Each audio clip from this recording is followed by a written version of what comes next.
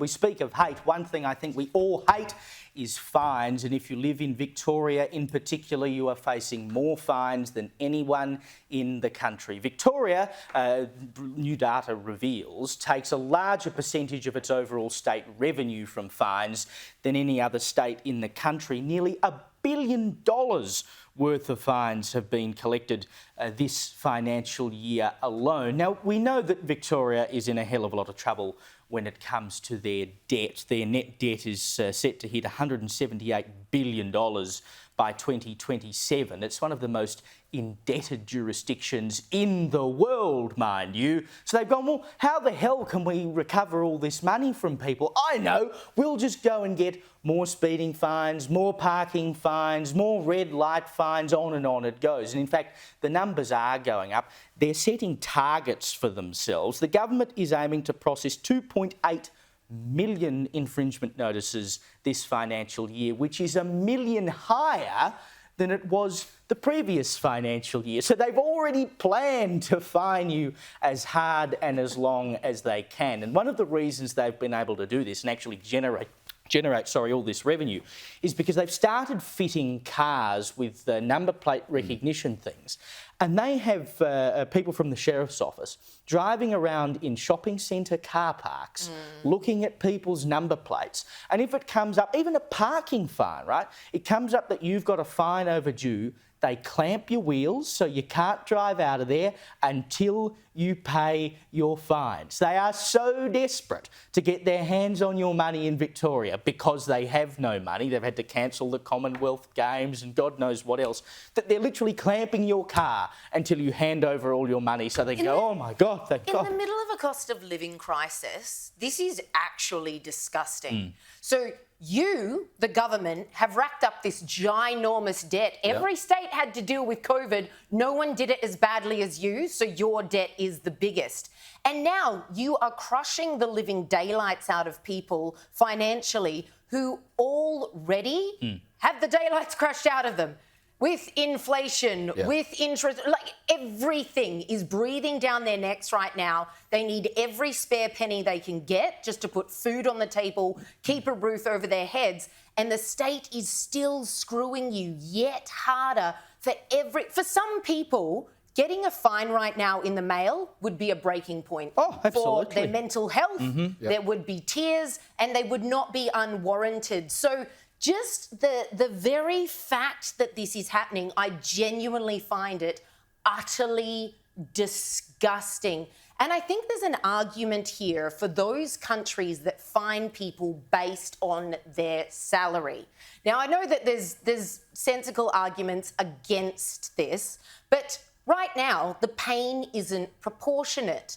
If you're on 200K and you get a speeding fine, you're 10 over, you're laughing. It's pocket change. But if you're on 45K, if you're on 60K, that throws you out a week of groceries right now under the conditions that you're living in. And so many countries do this, Germany, France, Austria, Finland, Switzerland, so that the pain is proportionate.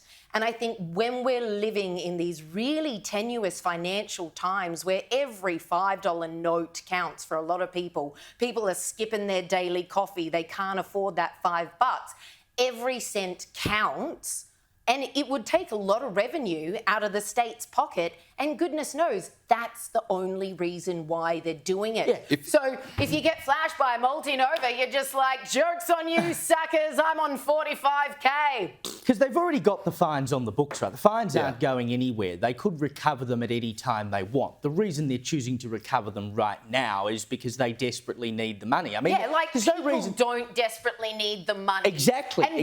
And also, many of the reasons why we've got this cost of living crisis is because we've got such pathetic governance in this country who, while they keep saying again and again and again it's their number one priority, aren't doing stuff all about it. If they did as you suggest and they made fines proportionate, I would find a really good accountant to minimise my taxable income so I could afford to speed more. The problem is, as you pointed out, they've got this new technology, right? So they're going through car parks, finding unregistered vehicles, not as a safety issue, but as a revenue-raising issue so they can hit targets.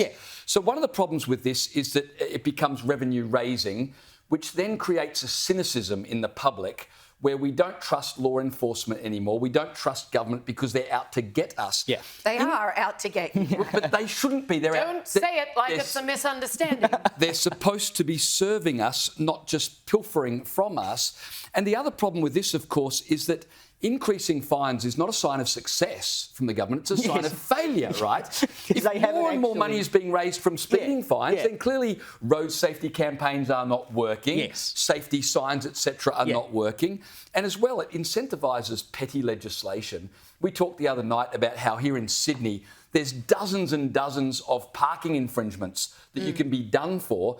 And no doubt someone in council has sat down and thought of all these ways that you can nab someone for parking their car in the wrong position, which of course is just cha-ching, cha-ching, cha-ching. Yeah. And so when you've got a state government as inept economically as Victoria, no wonder they're investing in technology to catch unregistered drivers. It's got nothing to do with public safety and everything to do with 1.1% of their total income is from fines. It's dangerous. And they do actually have targets for this stuff. That should be excluded from their revenue amount so they're not relying upon it. But when they're relying upon nabbing citizens for doing the wrong thing in order to meet their financial commitments, and to pay off the debt that they racked up, despite spending all our money on that.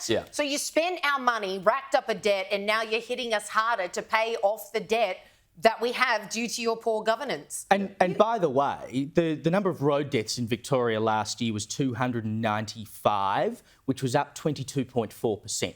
So you can't tell me that they're actually doing anything about road safety in particular. It's simply about generating the revenue. I mean, they were 46% up on their target of warrants that they issued last year for people with unpaid fines. So they've set the number that they actually want to achieve. Like, this is the number of people we want to catch out for having not paid their fine yet, and they exceeded it by 46%.